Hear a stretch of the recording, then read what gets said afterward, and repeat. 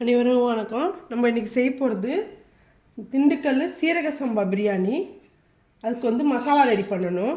கொஞ்சம் ஒரு 2 ஸ்பூன் அளவுக்கு கொத்தமல்லி, ஒரு அரை ஸ்பூன் அளவுக்கு மிளகு, ஜீரகம், பெருஞ்சீரகம், பட்டை ஒரு 2 பீஸு, ஏலக்காய், சின்ன ஏலக்காய் 2, பெரிய ஏலக்காய் பிளாக் ஏலக்காய் 1, எல்லாத்தையுமே நல்லா வறுத்துக்கணும். இதில் கொஞ்சம் கசகசா போட்டுக்கோங்க. இந்த வறுக்கிறதுலே போட்டு கொஞ்சம் பொடி பண்ணிக்கிறதுக்கு அதிலே ஒரு 4 முந்திரி பருப்பும் போட்டுக்கலாம். நல்லா சூடு ஏறிடுச்சு. இந்த டைமில் ஆஃப் பண்ணிவிட்டு மிக்ஸி ஜாரில் எடுத்துக்கலாம். இந்த வறுத்ததுலேயே நம்ம ஒரு 7-8 முந்திரி பருப்பு போட்டு நல்லா அரைச்சிக்கலாம். பாருங்கள், நம்ம அரைச்ச பவுடரி தான் தலப்பாக்கட்டி பிரியாணியோட ஸ்பெஷல் மசாலா. இந்த பிரியாணிக்கு தேவையான கொஞ்சம் நெய், 2 ஸ்பூன் நெய், 2 ஸ்பூன் ஆயில் போட்டுக்கலாம்.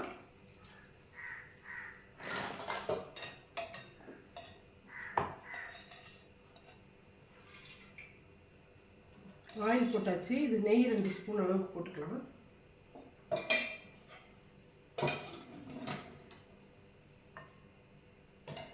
நல்லா ஹீட் ஆகட்டும். நல்லா ஆயிலும் நெய்யும் ஹீட் ஆகிடுச்சு. 2 பே லீஃபும் 1 இன்ச் அளவுக்கு பட்டை, ஆனியன் ஒரு 3 ஆனியனு நல்லா வதக்கிக்கலாம்.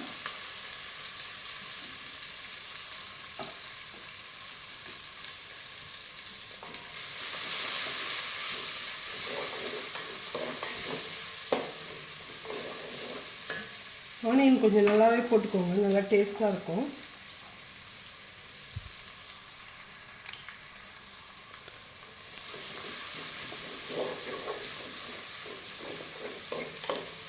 ஆனியன் கொஞ்சம் கண்ணாடி பதத்துக்கு வரணும், அந்த அளவுக்கு வதக்கிக்கலாம்.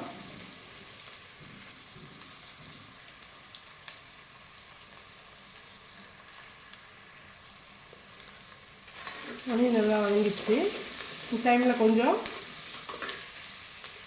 தக்காளியும் போட்டுக்கலாம். ஒரு 3 தக்காளி, நல்லா பழுத்த தக்காளியாக போட்டுக்கோங்க.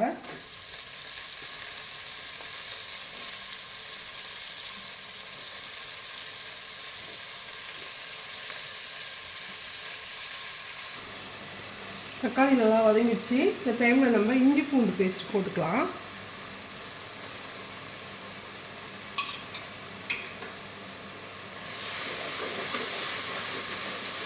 இன்னும் நல்லா வதங்கணும். நல்லா வதங்கிடுச்சு. இந்த டைமில் நம்ம மிளகாத்தூள் ஒரு 1.5 ஸ்பூன் அளவுக்கு, எவ்வளோ காரம் வேணுமோ அவ்வளோ போட்டுக்கோங்க. இதெல்லாம் மசாலா நம்ம அரைக்கிறதுலே போட்டிருக்கோம். கொஞ்சமாக மஞ்சள் பொடி போட்டுக்கலாம்.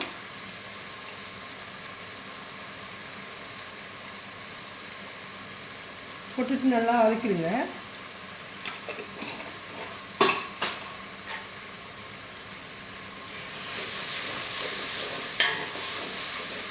நல்லா வதக்க எண்ணெய் நல்லா பிரிஞ்சு வந்தால் தான் நல்லா டேஸ்ட்டாக இருக்கும் பிரியாணி. தயிர் ஒரு 3 ஸ்பூன் அளவுக்கு போட்டுக்கோங்க.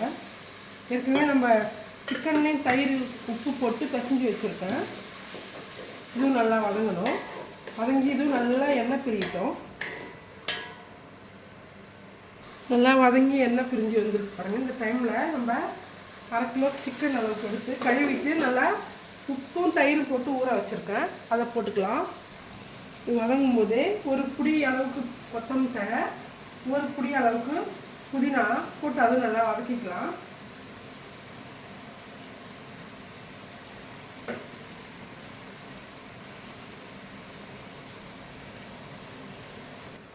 நம்ம அரைச்சோம் பாருங்க மசாலா, அதை போட்டுக்கலாம். ஒரு 2 ஸ்பூன் அளவுக்கு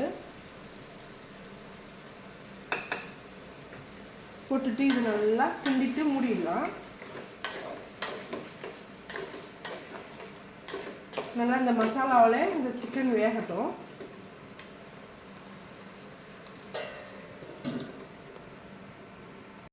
மசாலா ரெடி ஆயிடுச்சு. 1 கிளாஸ் அரிசிக்கு 1.5 கிளாஸ் தண்ணி அளவுக்கு நம்ம தண்ணி கொதிக்க வச்சு இதில் ஊற்றிக்கலாம். தண்ணி கொதிக்கட்டும். தண்ணி நல்லா கொதிச்சிட்ருக்கு. நம்ம ஏற்கனவே சீரக சம்பா ரைஸ் நல்லா அரை மணி நேரத்துக்கு முடி ஊற வச்சது. ஊற வச்சு இது மாதிரி வடிகட்டிட்டேன். வடிகட்டினதை இதில் போட்டுக்கலாம். நம்ம போட்டுட்டு ஒரு கிண்டி மூடிடலாம்.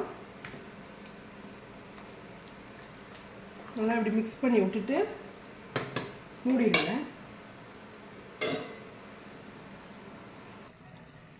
தண்ணியெல்லாம் நல்லா சுண்டி வந்திருக்கு பாருங்க. இன்னும் கொஞ்சம் நேரம் இருக்கணும். நல்லா கிண்டி விட்டுட்டு சிம்மில் வச்சிடலாம். அடுப்பை சிம்மில் வச்சுட்டு மேலே வெயிட் வைங்க. 1க்கு 1.5 கரெக்டாக இருக்குது அளவு.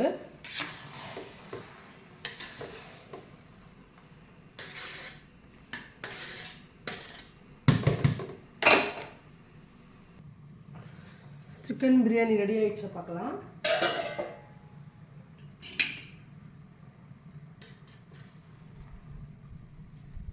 நல்லா வெந்திருக்கு.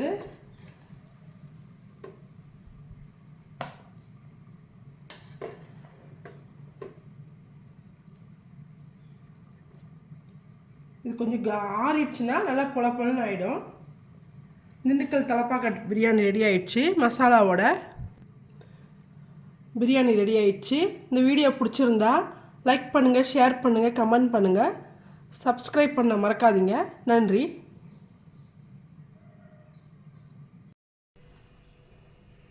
காலிஃப்ளவர் க்ரீன் பக்கோடா போட போகிறோம். அதுக்கு காலிஃப்ளவர் மாதிரி கட் பண்ணி வச்சுருக்கேன். அதில் உப்பு போட்டுக்கலாம்.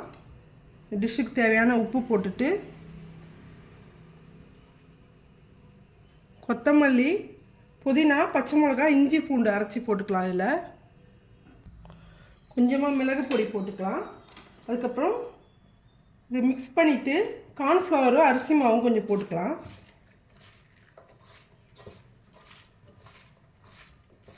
நல்லா இது மிக்ஸ் பண்ணிவிடுங்க. உப்பு, இந்த மசாலாலாம்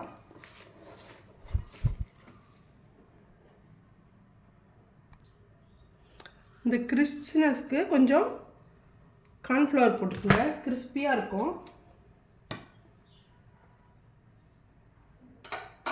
ஒரு ஸ்பூன் அளவுக்கு அரிசி மாவு போட்டுட்டு எல்லாத்தையும் நல்லா மிக்ஸ் பண்ணிக்கலாம்.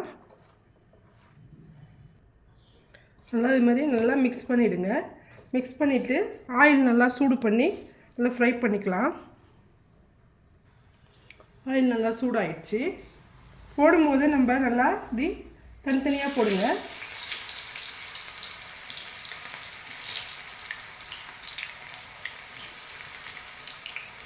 இந்த மாதிரி போட்டுட்டு கொஞ்சம் நேரம் அப்படியே விட்டுருங்க. அதுக்கப்புறம் நம்ம கலந்து விடலாம்.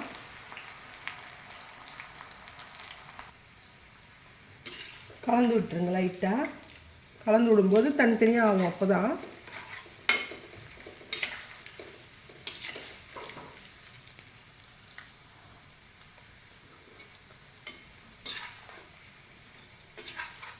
நல்லா கலர் சேஞ்ச் ஆகணும். அதுக்கப்புறம் தான் எடுக்கணும். இந்த சவுண்டு அடங்கணும் ஆயிலில். இந்த சவுண்டு அடங்குச்சுன்னா நல்லா வெந்து போச்சுன்னு அர்த்தம். இங்கே நல்லா சவுண்டு அடங்கிடுச்சு. நல்லா கிறிஸ்பியாகவும் ஆயிடுச்சு. க்ரீன் கலர் காலிஃப்ளவரு, புதினா, கொத்தமல்லி, பச்சை மிளகாய், இஞ்சி பூண்டு அரைச்சி போட்டு கார்ன்ஃப்ளவர் போட்டு வறுக்க வேண்டியது தான். நல்லா டேஸ்ட்டாகவும் இருக்கும், சாப்பிட்றதுக்கும் நல்லாயிருக்கும். இந்த வீடியோ பிடிச்சிருந்தா லைக் பண்ணுங்கள், ஷேர் பண்ணுங்கள், கமெண்ட் பண்ணுங்கள், சப்ஸ்கிரைப் பண்ண மறக்காதீங்க. நன்றி.